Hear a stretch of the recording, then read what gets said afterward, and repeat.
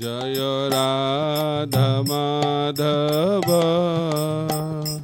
कुंज विहारे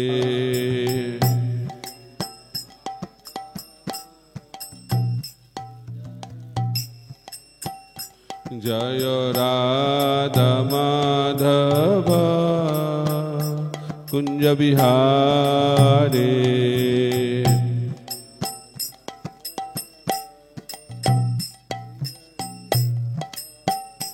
जय गोपी जन वल्लभ गिरिवरधारी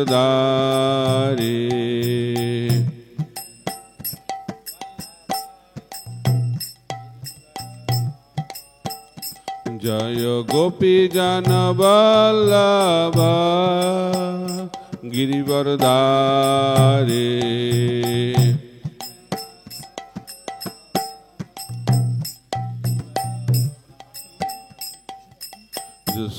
यशोदानंदन ब्रज जन रंजन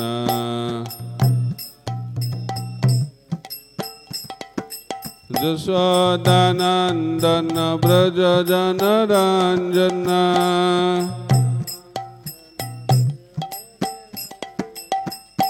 यमुना तीरा वनचारी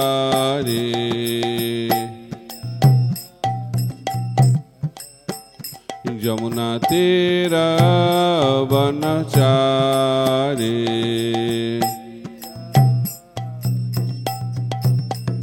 जय राधा माधव कुंज विहारी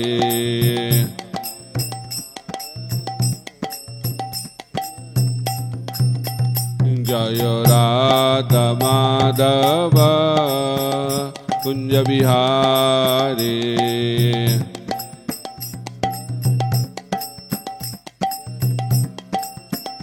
जय गोपी जन वल्लभ गिरिवरधारी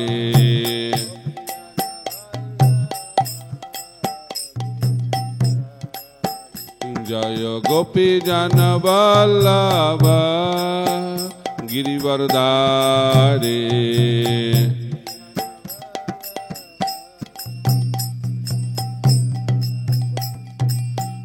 यशोदानंदन ब्रज जन रंजन यशोदानंदन ब्रज जन रंजन यमुना तीरा वनचारी यमुना तीरा वनचारी जय राधा माधव कुंज विहारी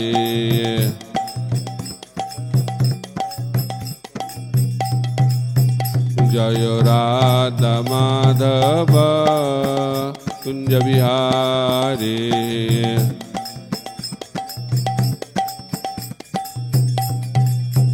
जय राधा माधव कुंज Vihari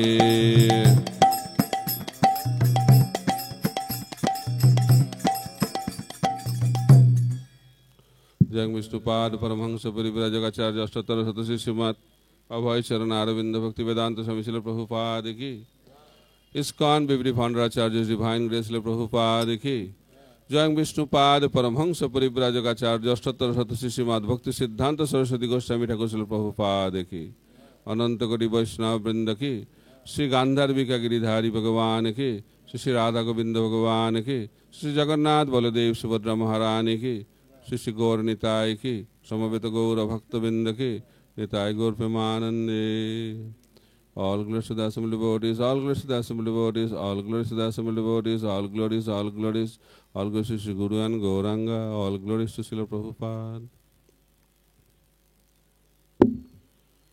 Om Jnana Timirandasya Jnananjana Shalakaya Chakshurunmilitang Jena Tasmai Shri Gurave Namaha Shri Chaitanya Manobhishtam Sthapitang Jana Bhutale स्वयं रूप कदा मह्यं ददाति स पदान्तिकं वन्देऽहं श्रीगुरु श्रीयुतपदकमलं श्रीगुरुं वैष्णवांश्च श्रीरूपं साग्रजातं सहगण रघुनाथान्वितं तं सजीवं साद्वैतं सावधूतं परिजनसहितं कृष्ण चैतन्य देवं श्रीराधा कृष्ण पादान् सहगण ललिता श्री विशाखान्वितांश्च नमो विष्णुपादाय कृष्ण पृष्ठाय भूतले श्रीमते भक्तिवेदांत स्वामिनिति नामिने नमस्ते सारस्वते देवे गौरवाणी प्रचारिणे निर्विशेष शून्यवादी पाश्चात्य देशतारिणे वाञ्छाकल्पतरुभ्यश्च कृपा सिन्धुभ्य एव च पतितानां पावनेभ्यो वैष्णवेभ्यो नमो नमः। नमो महावदन्नाय कृष्ण प्रेम प्रदायते कृष्णाय कृष्ण चैतन्य नाम्ने गौरतिष्ये नमः। हे कृष्ण करुणा सिंधु दीनबंध जगत्पते गोपेश गोपिका कांत राधाकांत नमस्तुते तप्त कांचन गौरांगी राधे वृंदावनेश्वरी विश्वभानुसुते देवी प्रणमामि हरिप्रिये। जय श्री कृष्ण चैतन्य प्रभु नित्यानंद श्री अद्वैत गदाधर शिवासादि गौर भक्त वृंद। हरे कृष्णा कृष्णा कृष्णा हरे हरे हरे राम राम राम हरे हरे। मुखं करोति वाचालं पंगुल्लंघयते गिरिं यत्कृपातमहं वन्दे श्रीगुरुं दीनतारिणं परमानन्दमाधवं श्रीचैतन्य ईश्वरम्। नमो विष्णुपादाय कृष्णप्रेष्ठाय भूतले श्रीमते भक्तिसिद्धान्त सरस्वतीति नामिने श्रीवार्षभानवि देवी द्वैताय कृपाध्याय कृष्ण संबंध विज्ञान दायिने प्रभवे नमः। माधुर्योज्जल प्रेमाढ्य श्रीरूपानुग भक्तिदा श्री गौर करुणा शक्ति विग्रहाय नमस्तुते। नमस्ते गौरवाणी श्रीमूर्तये दीनतारिणे श्रीरूपानुग विरुद्ध अपसिद्धांत धांत हारिणे। श्रील भक्ति सिद्धांत सरस्वती ठाकुर प्रभुपाद आविर्भाव तिथि व्यास पूजा महामहोत्सव की जय। हरे कृष्णा। तो आज के আমরা ভক্তিবিনোদ আসনে উপস্থিত হয়েছি। আজকে অত্যন্ত শুভ তিথি, পরম পবিত্র তিথি। আজ হচ্ছে শ্রীল ভক্তি সিদ্ধান্ত সরস্বতী ঠাকুর প্রভুপাদের শুভ আবির্ভাব, 151তম আবির্ভাব ব্যাসপূজা মহামহোৎসব। এই স্থানেই প্রথম ব্যাসপূজা, শ্রীল প্রভুপাদ ভক্তি সিদ্ধান্ত সরস্বতী ঠাকুরের ব্যাসপূজা এখানে প্রথম হয়েছিল। তাই আমরা একটি ঐতিহাসিক স্থানে সমবেত হওয়ার অপূর্ব সুযোগ এবং সৌভাগ্য লাভ করেছি। অভয়চরণ অরবিন্দ ভক্তি বেদান্ত স্বামী শ্রীল প্রভুপাদ যখন ওনার গুরুদেবের সম্বন্ধে বলতেন, তিনি বলতেন আমি ওনার সম্বন্ধে কি বলবো। He is a Baikuntha man. উনি হচ্ছেন চিন্ময় জগৎ থেকে এসেছেন। শ্রীল ভক্তি সিদ্ধান্ত সরস্বতী ঠাকুর প্রভুপাদ উনি বলতেন গুরু মানে যিনি চিন্ময় জগৎ থেকে আসেন, তিনি হচ্ছেন আসল গুরু।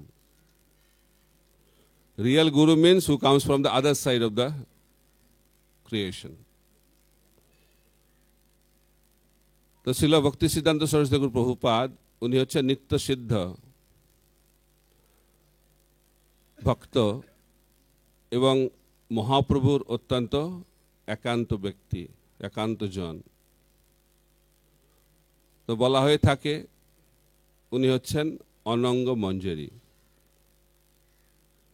ভগবানের না, তিনি হচ্ছেন নয়ন মঞ্জরি। অনঙ্গ মঞ্জরি হচ্ছেন বলরাম। এবং তিনি মহাপ্রভুর এই সংকীর্তন আন্দোলনকে এই জগতে ব্যাপক আকারে প্রচার করার জন্য আবির্ভূত হয়েছেন তো ভগবদ্গীতাতে বলা হচ্ছে জন্ম কর্ম চমে দিব্যম এবং জবেত্তি তত্ত্বত ত্যাক্তা দেহম পুনর্জন্ম নৈতি মামেতি সর্জুন। ভগবানের জন্ম এবং কর্ম হচ্ছে দিব্য।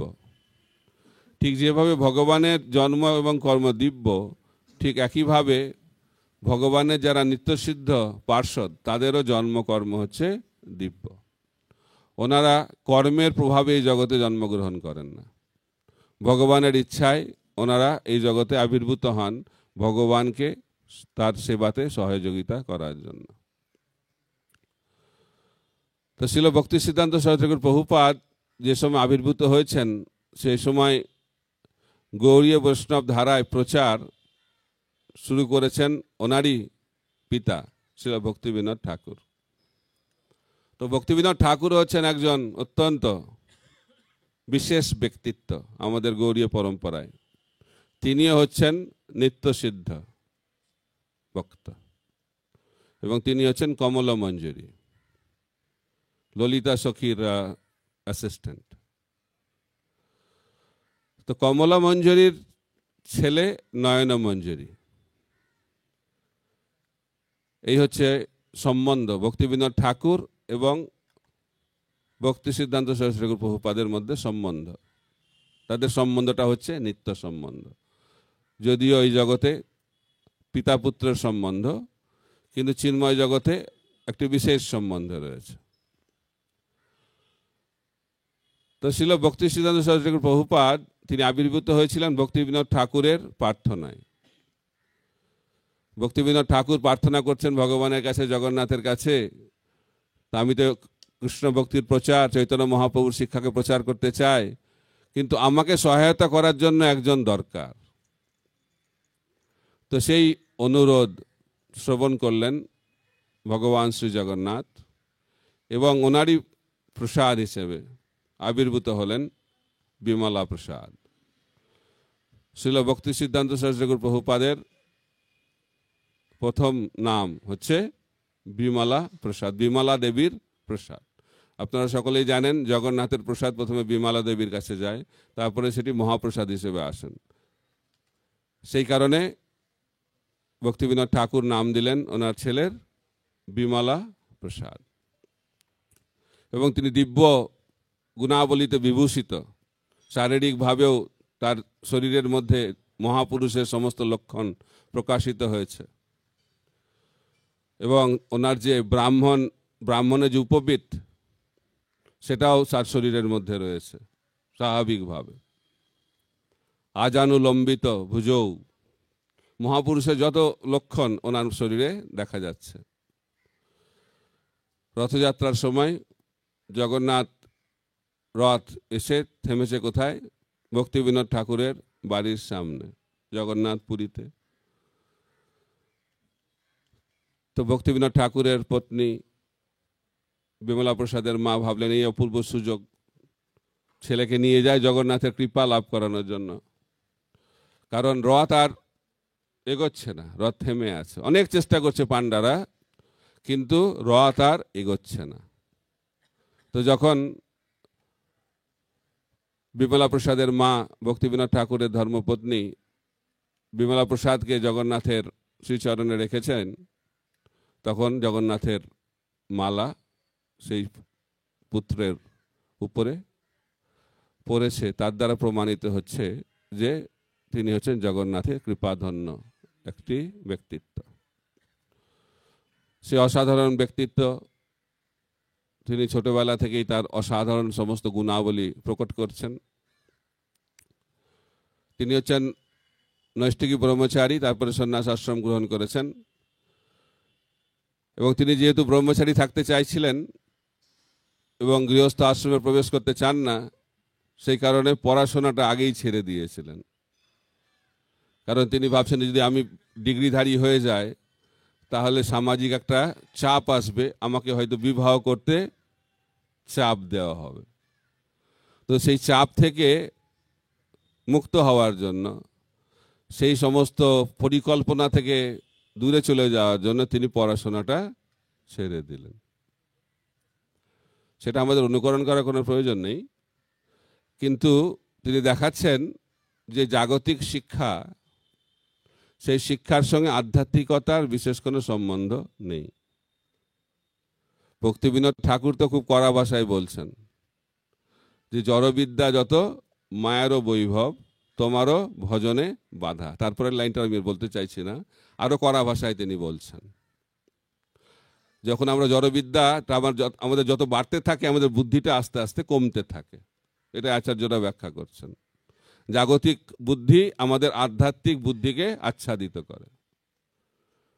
তাই ছিল ভক্তিসিদ্ধান্ত সরস্বতী ঠাকুর প্রভুপাদ, উনি তো নিত্যসিদ্ধ, উনি তো কারো দ্বারা প্রভাবিত হন না, তাও শিক্ষা দেওয়ার জন্য তিনি এই সমস্ত কার্যকলাপ করছেন।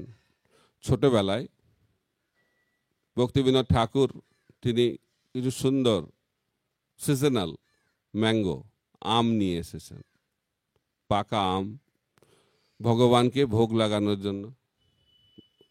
কারণ এটা হচ্ছে নিয়ম যে প্রথম যে জিনিসটা আসে সেটাকে ভগবানকে ভোগ লাগাতে হয়। তো বিমলা প্রসাদ না জেনে খেয়ে নিয়েছে আমটা, ভগবানকে ভোগ লাগানোর আগেই খেয়ে নিয়েছে। তো বাবা তো খুব রেগে গেছে, ক্রোধান্বিত হয়েছে, মৃদু ভর্ৎসনাও করেছে যে কি করে তুমি এটা গ্রহণ করলে ভগবানকে ভোগ লাগানোর আগে। তো এটাতে শ্রীল ভক্তি সিদ্ধান্ত সরস্বতী ঠাকুর প্রভুপাদ এত দুঃখ পেয়েছেন, সেই দিনই তিনি এই প্রতিজ্ঞা করেছেন সারা জীবন তিনি আম খাবেন না। তাই ওনার শিষ্যরা বলতেন যখনই ওনাকে আম দেয়া হতো, পাকা আম, কাঁচা আমের চাটনি উনি হয়তো গ্রহণ করতেন, কিন্তু পাকা আম যখন নিয়ে আসা হতো তখন বলতেন আমি এই আম খেতে পারবো না, কারণ আমি হচ্ছে অপরাধী। তো এর মাধ্যম দিয়ে শ্রীল ভক্তি সিদ্ধান্ত সরস্বতী ঠাকুর প্রভুপাদ একটা উন্নত মান ভক্তি জীবনে তিনি স্থাপনা করেছেন। তো এখন ভক্তি সিদ্ধান্ত সরস্বতী ঠাকুর প্রভুপাদ উনি দীক্ষা গ্রহণ করবেন, তো কার কাছে দীক্ষা গ্রহণ করবেন? বাবা তো দীক্ষা দিতে পারবে না। তো বাবা বলছে যে তুমি কার কাছ থেকে দীক্ষা নেবে? গৌরকিশোর দাস বাবাজি মহারাজের কাছ থেকে দীক্ষা নেবে। তো বাহ্যিক বিচারে, জাগতিক বিচারে, ভৌতিক বিচারে গৌরকিশোর দাস বাবাজি মহারাজ পড়াশোনা জানেন না, লিখতে পড়তে জানেন না। আর শ্রীল ভক্তি সিদ্ধান্ত সরস্বতী ঠাকুর প্রভুপাদ তিনি হচ্ছেন বিদগ্ধ পণ্ডিত। তো দেখেন গুরু শিষ্যের একটা অদ্ভুত একটা কম্বিনেশন। তো গেছেন ওনার কাছে, উনি তো দীক্ষা দিতে চান না, বাবাজি বিরক্ত বৈরাগী, বলছে না না আমাকে দীক্ষা দিতেই হবে। বলছে ঠিক আছে, আমি জিজ্ঞেস করবো মহাপ্রভুকে। তারপর আবার গেছে ছিল ভক্তিচন্দ্র ঠাকুর প্রভুপাদ, তখন তো বিমলা প্রসাদ, তো বলছে আমাকে দীক্ষা দিন, আপনি কি জিজ্ঞেস করেছেন মহাপ্রভুকে? বলছে আমি মহাপ্রভুকে জিজ্ঞেস করতে ভুলে গেছি। এভাবে বারবার ফিরিয়ে দিচ্ছেন। তো উনি তখন বলছেন যে আপনি যদি আমাকে দীক্ষা না দেন তাহলে এই শরীরের এই জীবনের কি মূল্য আছে? এই জীবনটা শেষ করে দেওয়াটাই ভালো। এইভাবে যখন অত্যন্ত সিরিয়াসলি বলে দিয়েছে শ্রীল ভক্তিচন্দ্র সরস্বতী ঠাকুর প্রভুপাদ, তখন ভক্তিবিনোদ ঠাকুর বলছে ঠিক আছে তুমি স্নান করে এসো, আজ তোমাকে আমি দীক্ষা প্রদান করব। তো এইভাবে গুরু শিষ্যের মধ্যে যে সম্পর্ক, সেটা একটা অদ্ভুত সম্পর্ক। তো বলা হচ্ছে যে গুরু শিষ্যকে পরীক্ষা করে, আবার শিষ্যও গুরুকে পরীক্ষা করে। দুজনের যখন পরীক্ষা সমাপ্ত হয় এবং দুজনেই যখন পরীক্ষায় সফলতা লাভ করে তখন তাদের মধ্যে সম্বন্ধ স্থাপিত হয়। তাই ছিল ভক্তি সিদ্ধান্ত সরস্বতী ঠাকুর প্রভুপাদ এবং গৌরকিশোর দাস বাবাজি মহারাজের মধ্যে গুরু শিষ্যের সম্পর্ক স্থাপিত হয়েছে। তো ভক্তিবিনোদ ঠাকুর তিনি চাইছিলেন যে ব্যাপকভাবে কৃষ্ণ ভক্তির প্রচার হোক। তো আপনারা জানেন কিভাবে ভক্তিবিনোদ ঠাকুর চৈতন্য চরিতামৃতের একটা কপিও খুঁজে পাচ্ছেন না, কারণ মহাপ্রভুর শিক্ষা সম্পূর্ণরূপে অবলুপ্ত হয়ে গেছে। একটা চৈতন্য চরিতামৃতের কপিও পাওয়া যাচ্ছে না। তো অনেক খুঁজে খুঁজে খুঁজে খুঁজে একটা কপি পেয়েছেন ভক্তিবিনোদ ঠাকুর, এবং তারপরে ওনার উপর তিনি ভাষ্য লিখেছেন, অমৃত প্রবাহ ভাষ্য। অপূর্ব সেই ব্যাখ্যা ছিল ভক্তিবিনোদ ঠাকুরের। তো এখন উনি ভাবছেন যে কিভাবে ব্যাপক আকারে প্রচার হবে। তিনি তো নামহট্ট স্থাপন করলেন ভক্তিবিনোদ ঠাকুর গদ্রুম থেকে, কিন্তু ব্যাপকভাবে প্রচার করার জন্য একটা সংগঠনের প্রয়োজন। সংগঠন ছাড়া কলিযুগে ব্যাপকভাবে কৃষ্ণ ভক্তি প্রচার করা খুব কঠিন, কারণ ব্যক্তি চলে গেলে আর তারপরে প্রচারটা চলবে না, বন্ধ হয়ে যাবে। কিন্তু যেটা সংগঠন থাকে, তাহলে আচার্য চলে গেলেও তার অনুগামীরা সেই প্রচার কার্যটাকে এগিয়ে নিয়ে যেতে পারবে। তো সেই কারণে ভক্তিবিনোদ ঠাকুর অপ্রকট হয়ে গেলেন, গৌরকিশোর দাস বাবাজি মহারাজ অপ্রকট হয়ে গেলেন। এখন ছিল ভক্তিচন্দ্র সরস্বতী ঠাকুর প্রভুপাদ, উনি কী করবেন, তিনি ব্যাপকভাবে তপস্যা শুরু করলেন। তিনি জপ করলেন। কত জপ? 100 কোটি নাম জপ। 100 কোটি নাম জপ মায়াপুরে তিনি জপ করলেন, কারণ তিনি প্রস্তুতি নিলেন কৃষ্ণ ভক্তি প্রচার করার জন্য। তা আমরা প্রচার করতে খুব উৎসাহী হই, কারণ মহাপ্রভু বলেছেন, যারে দেখো তারে কহ কৃষ্ণোপদেশ, আমার আজ্ঞায় গুরু হইয়া তারও এই দেশ। কিন্তু প্রচার করতে গেলে তার আগে আমাদেরকে আচরণ করতে হবে। যদি আমরা আচরণ না করি তাহলে কি করে প্রচার হবে? আমি যদি বলি কৃষ্ণ ভক্তি করা খুব ভালো, নিজে যদি কৃষ্ণ ভক্তি না করি তাহলে কি করে হবে? আমরা অনেক সময় গ্রন্থ বিতরণ করি ভগবদ গীতা ডিসেম্বর মাসে, তো আমরা লোককে গিয়ে বলি ভগবদ গীতা পড়ুন, খুব ভালো। যদি জিজ্ঞেস করে ভগবদ গীতায় কি আছে, বলে আমি জানি না, কিন্তু আপনার জানা উচিত। তাহলে প্রচার হবে? তাই প্রভুপাদ বলছেন, যারা কৃষ্ণ ভক্তির প্রচার করবে তাকে অন্তত পক্ষে যেটা প্রচার করছে সেটা জানা উচিত। ভগবদ গীতা যারা গ্রন্থ প্রচার করে তাদেরকে গ্রন্থ অধ্যয়ন করা অত্যন্ত গুরুত্বপূর্ণ। যদি গ্রন্থ অধ্যয়ন না করি তাহলে গ্রন্থ প্রচার করে কি হবে? তাহলে আমরা কি হয়ে যাব? বুক সেলার, গ্রন্থ বিক্রেতা। তো শিল প্রভুপাদ কখনো চাননি যে আমরা গ্রন্থ বিক্রেতা হই, আমরা ভগবদ গীতা শ্রীমদ্ ভাগবতের প্রচারক হই, এটাই উনি চেয়েছিলেন। তো যেটা বলছিলাম, শিল ভক্তিচন্দ্র সরস্বতী ঠাকুর প্রভুপাদ তিনি ভাবলেন যে প্রচার করার আগে আমাকে প্রস্তুত হতে হবে, এবং তিনি বলতেন প্রথমে হচ্ছে বিচার, তারপরে হচ্ছে আচার, তারপরে হচ্ছে প্রচার। বিচার মানে হচ্ছে আমাদেরকে আগে জানতে হবে, শাস্ত্র অধ্যয়ন করতে হবে। নানা শাস্ত্র বিচারণৈক নিপুণৌ সদ্ধর্ম সংস্থাপক। ধর্ম স্থাপনা কে করতে পারে? সেই ব্যক্তি ধর্ম স্থাপনা করতে পারে যিনি ধর্ম সম্বন্ধে জানেন, শাস্ত্রে নিপুণ। নানা শাস্ত্রে নিপুণতার যার মধ্যে রয়েছে, নানা শাস্ত্র বিচারণৈক। খালি একটা শাস্ত্র বললে হবে না, নানা শাস্ত্র। এবং প্রভুপাদ বলছেন আমাদের জন্য ভগবদ গীতা, ভক্তিরসামৃত সিন্ধু, শ্রীমদ্ ভাগবত, চৈতন্য চরিতামৃত, এই 4টি গ্রন্থে দক্ষতা থাকা অত্যন্ত গুরুত্বপূর্ণ। যদি 4টি গ্রন্থে দক্ষতা না থাকে তাহলে দার্শনিকভাবে যদি কেউ প্রশ্ন করে তার উত্তর দেওয়া খুব কঠিন হয়ে পড়বে। এবং তার সঙ্গে থাকতে হবে শুদ্ধতা। শিল ভক্তিচন্দ্র ঠাকুর প্রভুপাদ বলতেন, বাগ্মিতার দ্বারা প্রচার হয় না। আমরা ভাবছি ভালো ক্লাস দিয়ে আমি প্রচার করে ভক্ত বানিয়ে দেব, আমি খুব ভালো লেকচার দিতে পারি। লেকচার দেওয়াটা গুরুত্বপূর্ণ, কিন্তু লেকচারের মাধ্যম দিয়ে কেউ ভক্ত হবে না, শুদ্ধতার মাধ্যম দিয়ে ভক্ত হয়। প্রভুপাদ বলতেন, অভয়চরণ অরবিন্দ ভক্তি বেদান্ত স্বামী শিল প্রভুপাদ বলতেন, পিওরিটি ইজ দ্য ফোর্স। উনি কখনো বলেননি যে knowledge is the force, art of lecturing is the force, seminar is the force, purity is the force. শুদ্ধতা হচ্ছে বল। তার মানে এই নয় যে আমরা ভালো লেকচার দেবো না, সেটা বলা হচ্ছে না। কিন্তু শুদ্ধতা না থাকে খালি লেকচার দিয়ে বক্তব্য বানানো যায় না। কারণ প্রচার শুরু হয় লেকচারের পরে, কারণ যখনই কেউ শুনবে তারপরে দেখবে কি করে, কারণ প্রত্যেকেই বুদ্ধিমান। কারণ বলা হচ্ছে যে action speak louder than the voice. তাই আমাদের আচরণ করতে হবে। তো আচরণ কিভাবে করব? তার আগে বিচার জানতে হবে। তো বিচার, তারপরে হচ্ছে আচার, এবং তারপরে হচ্ছে প্রচার। তাই নিজের জীবনে তিনি দেখাচ্ছেন যে প্রচার করার আগে তিনি 100 কোটি নাম জপ।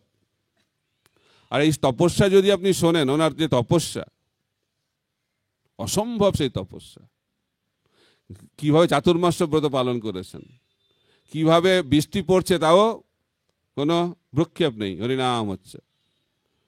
সব কিছু থেকে পূর্ণরূপে তিনি বিরক্ত হয়ে তিনি ভজন করছেন। কত বছর ধরে ভজন করেছিলেন? এটা প্রায় 10 বছর। 10 বছর 10 বছর ধরে তিনি নাম জপ করেছেন। 100 কোটি নাম জপ যখন কমপ্লিট হয়েছে, তখন তিনি ভাবছেন যে এখন আমি প্রচার শুরু করব। তো কোথায় প্রচার শুরু হবে? বলা আছে যে যদি কলির হেডকোয়ার্টারে প্রচার শুরু হয়, হেডকোয়ার্টারে প্রচার হলে বাকি সব জায়গা অটোমেটিক প্রচার হয়ে যাবে। তো ওনার গুরুদেব বলছেন কলির হেডকোয়ার্টার হচ্ছে কলকাতা। তো কলির হেডকোয়ার্টার কলকাতা, তো সেই কারণে কলকাতায় তিনি প্রচার শুরু করলেন। তো ওনার গুরুদেব নাকি কলকাতা আসতে বারণ করতেন, কলকাতায় যাবে না, কিন্তু তিনি প্রচার কার্যের জন্য প্রথম জায়গাটাই বেছে নিলেন কলকাতা। প্রভুপাদও অভয়চরণ অরবিন্দ ভক্তিবেদান্ত স্বামী প্রভুপাদ তিনি বললেন ভারতে আমি অনেক চেষ্টা করলাম, হলো না। তখন ভাবলাম ভারতে আর করে লাভ নেই, আমি চলে যাব এখন আমেরিকাতে। তো অনেকে প্রশ্ন করেছেন, তো আপনার যারা সেই সময় অনেক প্রচারক গেছে, তো ওনারা তো ইউরোপে গেছে, তা আপনি আমেরিকাকে বেছে নিলেন কেন? প্রভুপাদ বলছেন যে সবাই তো ইউরোপে গেছে, তখন পুরনো জায়গায় গিয়ে কী লাভ, নতুন জায়গায় গেলে ভালো। আর যদি আমেরিকায় গিয়ে ফেল হই, তাহলে লোকে বলবে যে আমেরিকায় গিয়ে ফেল হয়েছে, তাহলে একটা মর্যাদা থাকবে। যদি ফেল করতে হয় ভালো জায়গায় গিয়ে ফেল করলে ভালো। তো প্রভুপাদ দৈন্যতা সহকারে বলতেন। এবং তিনি কোথায় শুরু করলেন প্রচারটা? ওয়ার্ল্ডের হেডকোয়ার্টার, কলির হেডকোয়ার্টার, সেটা হচ্ছে নিউ ইয়র্ক শহর, এবং সব থেকে খারাপ জায়গা বাউরি। নিত্যানন্দ প্রভু প্রচার শুরু করলেন কোথা থেকে? জগায় মাথায়। একই ধারায় প্রচার হচ্ছে। সব থেকে খারাপ জায়গায় যদি প্রচার হয় তাহলে কি হবে? ওই জায়গায় প্রচার হয়ে গেলে অন্য জায়গায় প্রচারটা খুব সহজ। তাই শিল প্রভুপাদ যে প্রচার করে গেছেন সেই সুযোগ তো আমাদের নেই, কারণ উনি যেটা করে গেছেন ঐতিহাসিক, সেটা আর কেউ করতে পারবেও না, আর অতীতেও কেউ করতে পারেনি, এটা হয়ে গেছে। এখন তো আমরা রাজপুত্রের মতো প্রচার করি, যেখানে প্রচার হবে সেখানে আগে থেকেই মেসেজ চলে যাচ্ছে, ইমেল চলে যাচ্ছে, কে পিক আপ করতে আসবে, কোথায় থাকবে, কোথায় প্রসাদ পাবে, সব কিছু লিস্ট করে দেওয়া হচ্ছে। কিন্তু প্রভুপাদ যখন গেলেন আমেরিকাতে, তো প্রথমে তো গেলেন প্লেনে করে গেলেন না, তিনি মালবাহী জাহাজে করে গেলেন। তো মালবাহী জাহাজে করে গেছেন, তারপর আমেরিকায় পদার্পণ করে তিনি জানেন না কোন দিকে যাবেন, ডান দিকে যাবেন না বাঁ দিকে যাবেন, সামনে যাবেন না পেছনে যাবেন, কেউ তো নেই, কোনো বন্ধু নেই, কোনো সহায়তা করার কেউ নেই, টাকা পয়সা নেই, কিচ্ছু নেই। 40 টাকা রয়েছে, অনেক টাকা, 40 টাকা। তো কি করে প্রচার হবে? তিনি বলতেন আমি সফল হবই, কারণ আমার সঙ্গে আমার গুরুদেব রয়েছেন। তো যার সঙ্গে গুরুদেব থাকবে, যার সঙ্গে হরিনাম থাকবে, আর যার সঙ্গে ভাগবত থাকবে, সে প্রচারে সফলতা লাভ করবে। এই জন্য আমরা চেকলিস্ট বানাই, প্রচারে কি কি লাগবে, এই চেকলিস্টে প্রথমেই 3টে নাম থাকলে ভালো।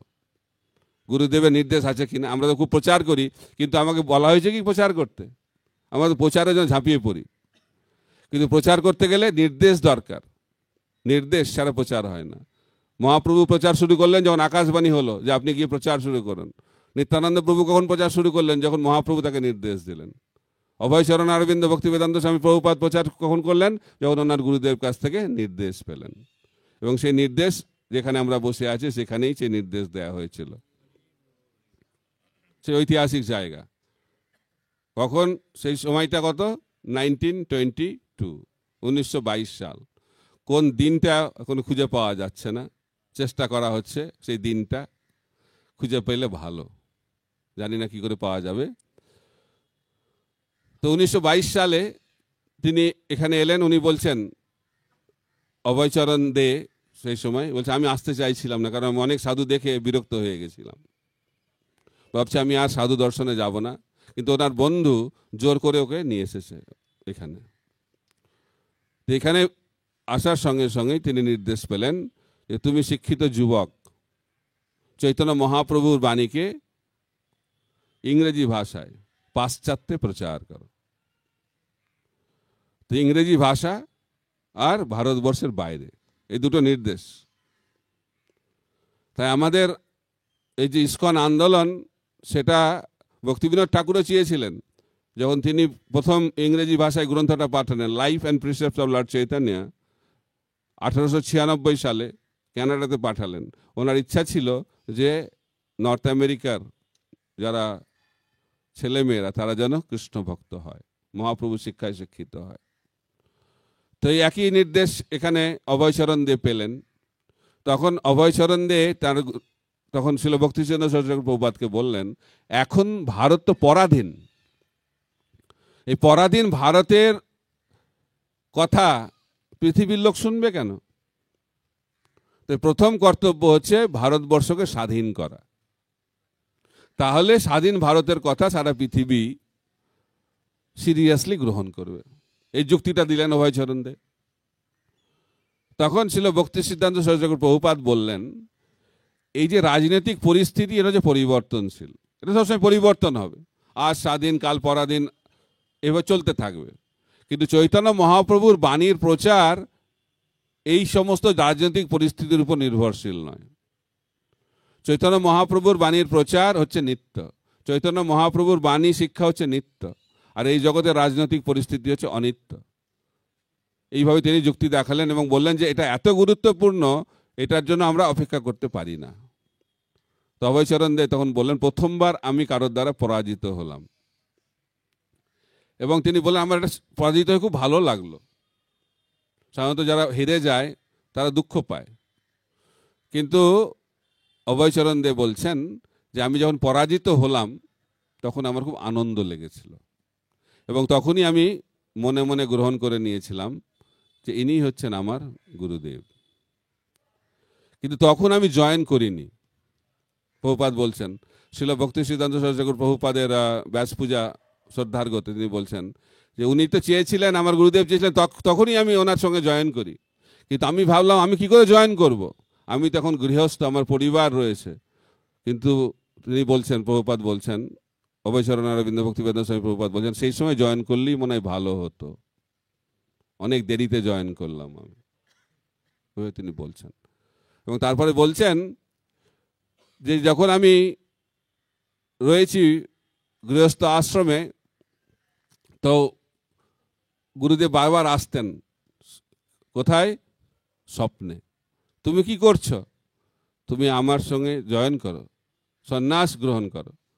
তো এই স্বপ্ন শুনে, স্বপ্ন দেখে ভাবতে আমি কি করে সন্ন্যাস নেবো, এটা হরিবল। প্রভুপাদ বলছে, কি করে আমি সন্ন্যাস নেবো, কি করে পরিবার ছাড়বো, কি করে আমি গৃহ ছাড়বো, ও শিক্ষা দিচ্ছেন আমাদেরকে।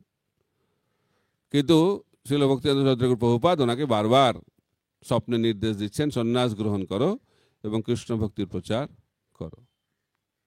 তো প্রভুপাদ সবসময় ওনার গুরুদেবের গুণকীর্তন করতেন এবং যখন শ্রদ্ধার্ঘ্য দিতেন বলতেন, ওনার সম্বন্ধে আমি কি বলবো, উনি হচ্ছেন বৈকুণ্ঠ ম্যান। তাই অসাধারণ ব্যক্তিত্ব। আমরা অত্যন্ত ভাগ্যবান যে আমাদের পরম্পরাটা হচ্ছে অত্যন্ত ঐতিহ্যময় পরম্পরা, যে পরম্পরার আচার্যরা প্রত্যেকেই হচ্ছে একজন মহান ব্যক্তিত্ব, এবং তারা নিত্য স্বরূপে নিত্য জগতে, আধ্যাত্মিক জগতে বিরাজমান। তাই নয়নমঞ্জরি শিল ভক্তি সিদ্ধান্ত সরস্বতী প্রভুপাদ তিনি আবির্ভূত হয়েছিলেন 1874 সালে। ঠিক বললাম? 1874, 6 ফেব্রুয়ারি, 6 ফেব্রুয়ারি 1874। সময়টা ছিল বিকেল 3:30। কোথায় আবির্ভূত হয়েছিলেন? জগন্নাথ পুরী ধামে।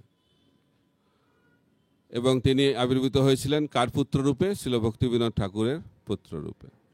তো সব দিক থেকেই আমরা বুঝতে পারছি যে তিনি হচ্ছেন একজন অসাধারণ ব্যক্তিত্ব, এবং তিনি হচ্ছেন এই ইসকনের যে বীজ স্থাপিত করেছিলেন এই স্থানে।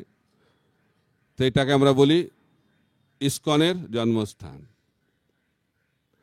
টালিগঞ্জে হচ্ছে প্রভুপাদের জন্মস্থান, আর উল্টোডাঙ্গা এই জায়গা ভক্তিবিনোদ আসন হচ্ছে ইসকনের জন্মস্থান। তো আমরা অত্যন্ত ভাগ্যবান যে ইসকন এটাকে রক্ষণাবেক্ষণ করার সুযোগ লাভ করেছে। তো এখানে অনেক ভক্তরা খুব সুন্দরভাবে এই জায়গাটাকে রক্ষণাবেক্ষণ করছেন। আপনাদের ভালো লাগে এটা দেখতে? তো আমি শুনেছি যারাই আসে তারা ভাবে যে এখানে থেকে গেলেই ভালো হয়, কিন্তু সমস্যা আছে এখানে থাকার জায়গা নেই। এখন আমরা শুনছি যে এখানের এই জায়গার পাশে একটা সুন্দর জায়গা নেওয়ার চেষ্টা করছেন অনঙ্গমোহন প্রভু। তো সেই জায়গাটা হয়ে গেলে এখানে অনেকে এসে থাকতে পারবেন।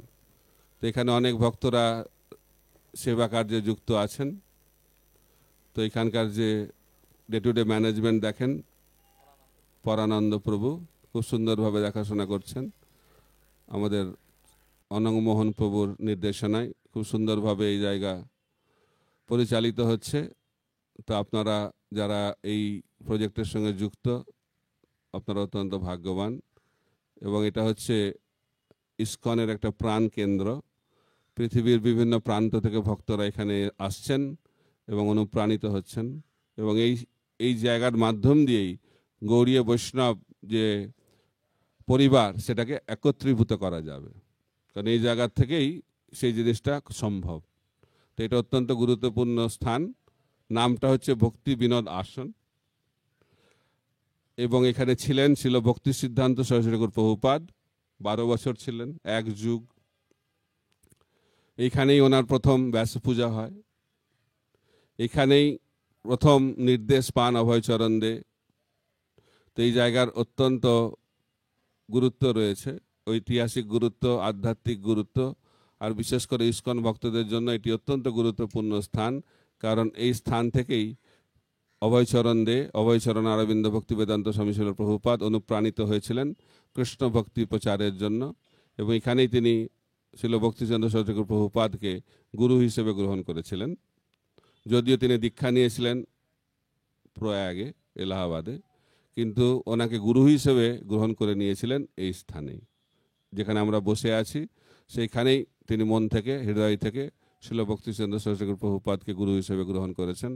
তাই আমরা অত্যন্ত ভাগ্যবান যে আজকের এই শুভ তিথিতে এখানে একত্রিত হওয়ার সৌভাগ্য লাভ করেছি। এবং আজকে আমরা শিল ভক্তি সিদ্ধান্ত সরস্বতী প্রভুপাদের কাছে প্রার্থনা জানাবো, যাতে করে আমরা ওনার যে ইচ্ছা সারা পৃথিবীতে কৃষ্ণ ভক্তির প্রচার হোক, চৈতন্য মহাপ্রভুর শিক্ষা পৃথিবীর প্রতিটি নগরে গ্রামে প্রচারিত হোক, তার একটা নগণ্য অংশ হিসেবে আমরা যাতে যোগদান করতে পারি এবং আমাদের মনুষ্য জীবনকে সার্থক করতে পারি। হরে কৃষ্ণ কৃষ্ণ কৃষ্ণ হরে হরে, হরে রাম রাম রাম হরে হরে।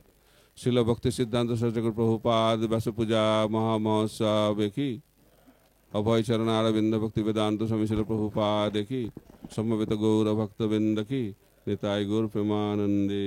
হরি হরি বল।